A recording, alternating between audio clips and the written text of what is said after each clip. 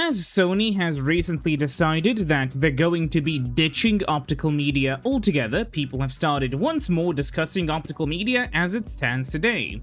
And yeah, for the kinds of games that are releasing right now, Blu-ray drives are just way too slow. But it wasn't always like this.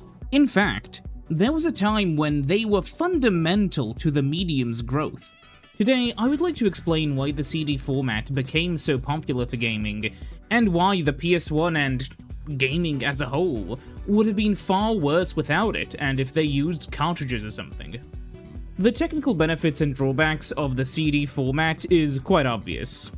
Discs could just store way more data. Early on, the largest cartridge available for gaming on the N64 was only 12 megabytes compared to a 650 megabyte CD. By late 1999, you finally had some 64 megabyte carts on the market, but those were just more expensive. Oh yeah, CDs were way cheaper. You could even pack in multiple of them on one game so that if a game really needs even more storage space, it can just use it. Of course, cartridges were obviously faster, way faster. How much faster? Theoretically 50 megabytes per second peak, but 5 megabytes per second on most cartridges. The PS1's CD reader though, that was 2x speed, so 300 kilobytes per second. So even if we took the typical cartridge speed of 5 megabytes per second, carts were still 15 times faster than a CD. What benefits did that give you? Well, you didn't have to load everything into RAM. Granted, stuff like game code and your level still had to be loaded along with all the variables for them, but textures, animations, and music? You could just stream those textures, animations, and music samples off the cartridge when necessary. But let's do some math. That 300 kilobytes per second still kind of seems like a lot. I mean, the entirety of Mario 64 was 8 megabytes, and like, the PS1 had a total of 3.5 megabytes of RAM, so wouldn't that mean it could sort of fill it up relatively quickly? In most cases that I've seen from what developers have talked about online, the PS1 game would leave about a megabyte of system RAM for the core game engine and variables, leaving circa 1 megabyte for everything level related, so like the level geometry, enemy locations, that sort of stuff. Then it would have, depending on the resolution of course, some amount of VRAM it would use for the frame buffers. If we had two 320 by 240 buffers, that means 310 kilobytes of VRAM for that, and we can kind of round that up to 400 kilobytes when we consider some simpler stuff like fonts and color lookup tables that don't change that often, and we can also pretend that the entire 512Ks of audio RAM are wiped and reloaded every single time, though that's not always the case. That means we have to load up, worst case scenario, 2 megabytes of total RAM from the disk whenever we load a new level. That's loading for 6 to 7 seconds. Funny how that works out, isn't it? But here's the thing, 6 to 7 seconds going from level to level really isn't that much. But overall, I agree, it's a shame we can't just stream stuff to the console from a PS1 disc, right? Ha! Ha ha ha! Ha ha. Oh my sweet summer child. Well, sure, there were examples of game developers doing stuff really wrong, like the Squaresoft PS1 port of Chrono Trigger, where they seemed to be reloading everything on demand every single time you go through a cutscene or go through a loading zone or anything. But in a similar sort of nitpicky way, we can point to Quake 1 on the N64, which has longer loading times than the Sega Saturn version, you know, the disc port.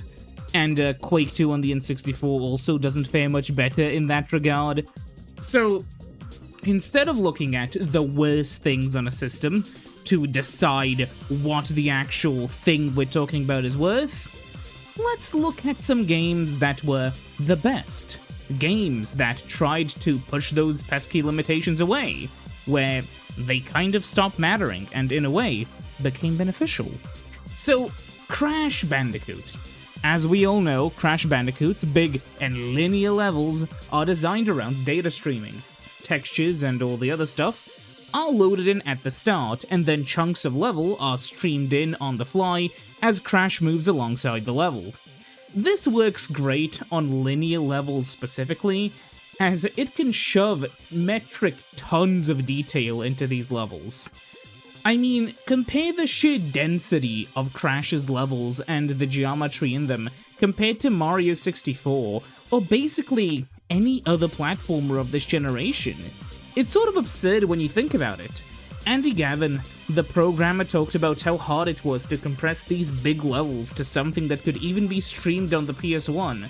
Really, it's a technical miracle. Of course, other games required other kinds of optimizations depending on what they were doing.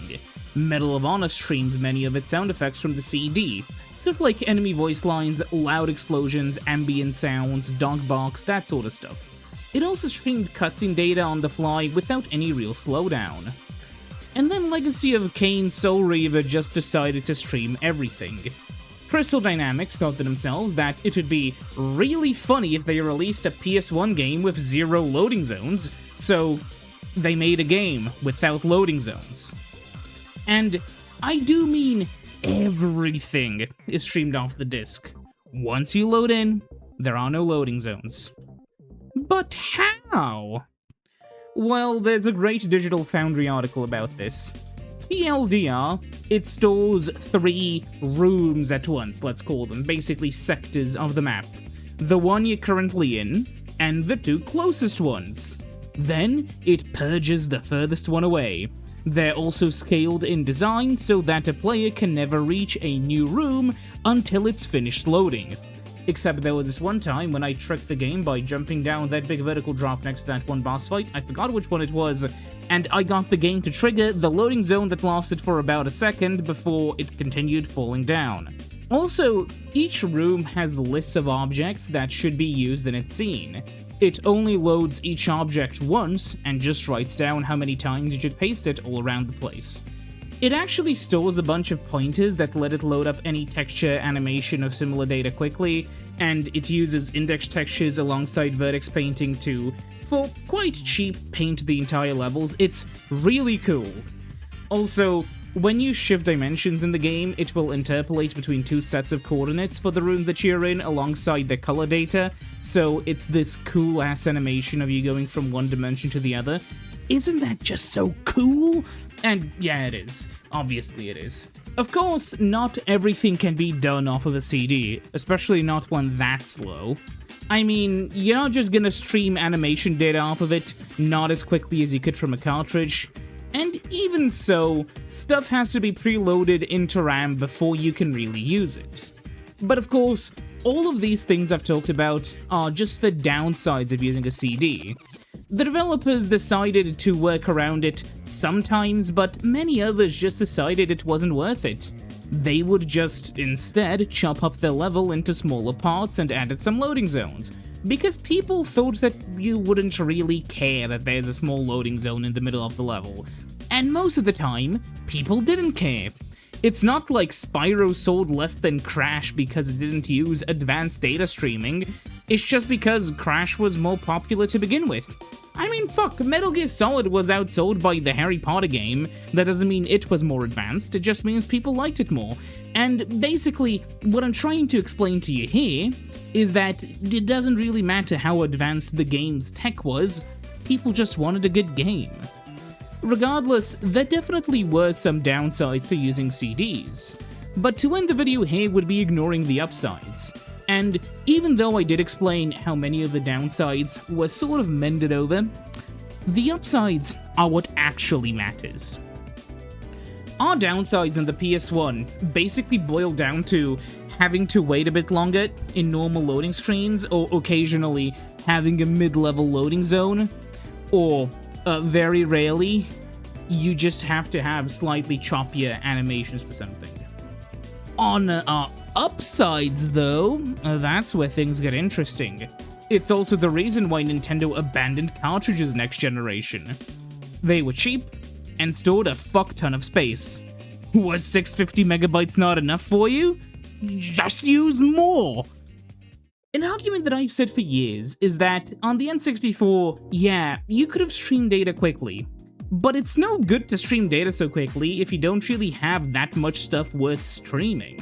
Something that is completely, entirely true. Being able to load sounds from the cartridge really quickly does sound impressive, but on the N64, in order to make the entire game fit, you still have to compress those asses to shit, and that makes the audio sound worse than on the PS1. And look, I am aware that there's whole Red Book stuff on the PS1 where you can just play audio off the CD, but even if you don't and you choose to use MIDI, the MIDI samples in basically every single PS1 game are just far higher quality than what most N64 games could offer. And if you're wondering why you would even use MIDI if you could use Redbook, well, if you're streaming all kinds of other data from the disc to the console, you're gonna basically have to preload MIDI instead.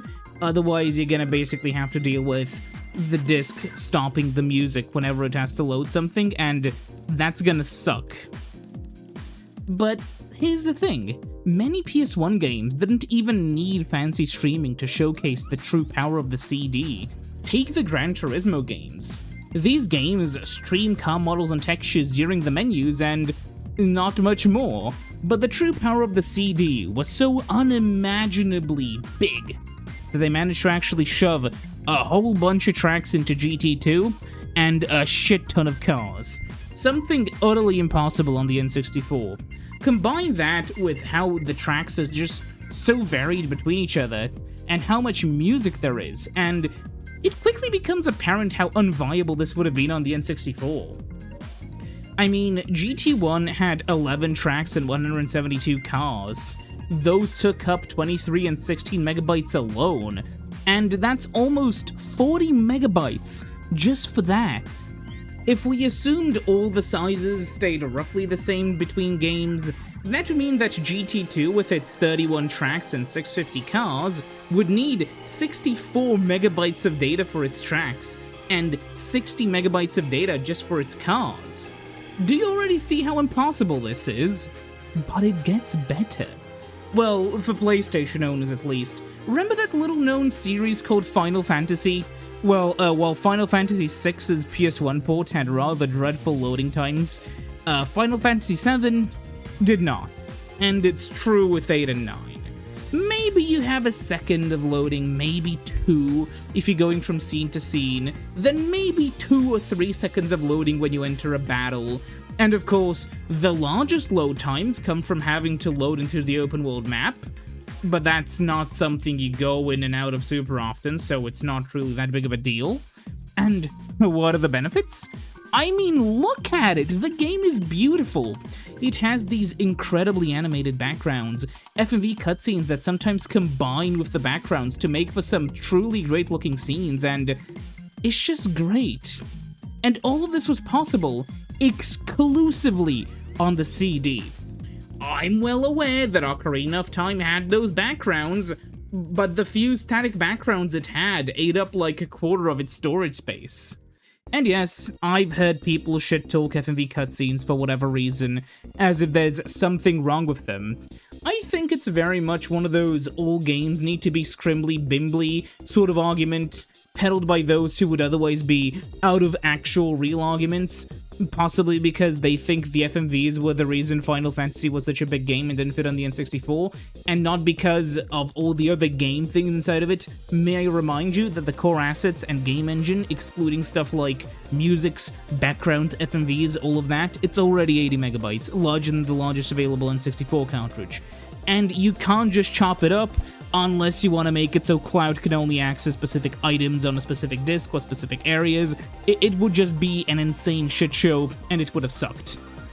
Or maybe the argument is coming from the gun and ball crowd, who just doesn't want quote-unquote story games. I don't know. May I also remind you, though, that when Final Fantasy VII released, the largest cartridge was 12 megabytes. This was a 3-disc game. And sure, Final Fantasy VI was 3 megabytes, but surely you'd want more than an old-school 2D tile-based RPG on the Ultra 64. especially when the PS1 had huge polygonal RPGs. Ogre Battle 64 released on a 40MB cartridge, and Paper Mario did as well, or on a 64MB one in Europe because of all the extra languages. So even if you made a good N64 RPG, 2D or 3D, you still had to wait until like 1999 to do so. And yeah, sure, Quest 64 was on a 16MB cartridge, but that game was a colossal crock of shit whose modern-day revisionist relevance only relies on talking about how unfinished it is and talking about what could have been when what actually was dog shit. Finally, let's return to the whole price factor because I think it's really important here. It's easy to brush aside how cartridges were more expensive and CDs were cheaper, but to understand just how important the cheapness of a CD was, we need to go back to the 90s. For consumers, game prices were just lower on PlayStation. Paying like $20 plus more per game on N64 was just sucky, and the launch price of the PlayStation was higher than the launch price of the N64, but you gotta remember, these are launch prices. They did not launch day in day. Around the N64's release date, the PlayStation lowered its asking price to match the N64 specifically so that it could remain competitive, and then they remained relatively in lockstep, racing down to the bottom, trying to out-cheap the competition. So, as far as console prices went, the PlayStation had an equally expensive system with cheaper games. That and saving on memory cards all the time, or passwords, on the PS1 was kind of a weird benefit where you could keep your save file if you had to return a rented game, something which sadly wasn't possible in N64, though it would have been really nice if all the games that had saves on the card could also save on the pack. Regardless, the developer front was a lot more dire than this paying 20-ish more bucks per game thing makes it seem. Cards took longer to manufacture, and therefore there were far longer lead times from ordering a cartridge and having it show up in the store, and that's not even counting the fact that Nintendo was pretty stringent with minimum cart requirements, and each cart cost a lot more to manufacture, meaning you had to invest more money into cart production and less into the actual game itself. And basically, what this means is that if you had a PS1 game or an N64 game with the same budget, you would have way less development time and money on the N64 front, because more of its budget would go towards the stupid cartridges. And even if you charged $80 for the N64 games, you would still not make the same profits per game as if you had a PS1 game. And the end result of that was the fact that games couldn't be as profitable. If you didn't sell enough units on the N64, there was a far higher chance you would sink. Let me remind you, you know why Glover 2 never came out? It's because the developers bought too many cartridges of Glover 1, something that wouldn't have been a problem on the PS1, because on the PS1 the discs were cheaper, so it didn't matter that much. At the end of the day, what does all of this mean? Well, I hope I've explained to you that the one singular benefit of the cartridge format is just being able to load things faster, so streaming some stuff without preloading is possible, but that this little thing doesn't really make up for the countless other drawbacks the format had. It couldn't store anywhere close to the amount of space discs could hold, it was more expensive, making developers spend less money on making the fucking game, and making it more expensive when it finally arrived in stores, and making it so they had to sell more copies to make a profit, and then, the biggest drawback of the CD still didn't make it too slow, it just made it fast enough to be properly utilized in most games. And especially considering the fact that the N64 was already a lot more difficult to develop for, it makes sense why for so many years, after so many N64 games released really half-baked, that so many people thought the PS1 was the more powerful console. The cartridges severely hampered many of the third-party development efforts on it by forcing them to spend a lot of their time ensuring games could actually fit on the cartridges, and it even negatively affected some first-party games for similar reasons. Some games were just held back from release until higher capacity cartridges existed, or some of them had to just cut stuff out to make them fit on the normal N64. I think Ocarina of Time is a good example of both. And so, at the end of the day, we are lucky that CDs won out over cartridges. As, if anything, most of gaming would have been held back by the lack of storage space. Sure, a game that was already so small it could fit on the cartridge could mostly benefit from the format, like Mario 64, but anything larger than that, e.g., every big RPG or a lot of other games, they would have been crippled by the lack of storage space. And imagine a world like that. One where many RPGs were just like Quest 64. That sounds horrifying!